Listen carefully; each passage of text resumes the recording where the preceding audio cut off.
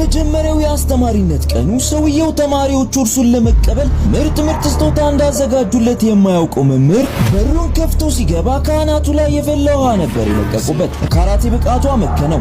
ተማሪዎቹም ተደነቁ። እርሱን እንደዚህ ያደረጉት የእርሱን ክፍል መውሰድ ስላልፈለጉ መሆኑን ጠየቃቸው። ይህ መምህር ከዚህ በፊት በአሜሪካ የባህር ኃይል ውስጥ የልዩ ኃይል ወታደር ከመሆኑ ባሻገር በኩንጉ ፉ የተካነ ነበር። አሁን ላይ ጡረታ ስለወጣ ተራ መምህር ለመሆን መርጧል። ነገር ግን የተመደበበት ክፍል ከትምህርት ቤት ውስጥ በጣም አስቸጋሪ የሚባለውና በጣም ብዙ ረባሽ ተማሪዎች ያሉበት ክፍል ውስጥ ነበር። እስካሁን ድረስ 888 መምህራን በእነዚህ ተማሪዎች ተማረውና ተዋርደው ስራቸውን ጥለው ሄደዋል። እርሱም ተራ ሕፃናት እንደሆኑ በመቁጠር ንቋቸው ነበር።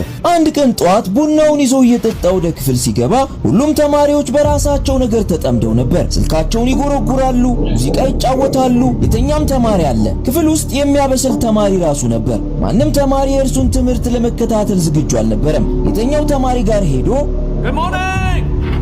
ከዚያም ብላክቦርድ ላይ ስሙን በቻይንኛ ጻፈ።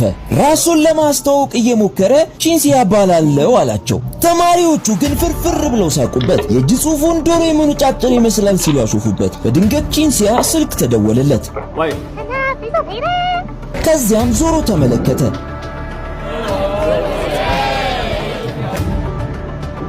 ምንም ቃል ሳይናገር ቺንሲያ የብር ላስቲክና የተወሰነ ቾክ አወጣ። ከዚያም እሳት ማጥፊያው ላይ አነጣጠረ።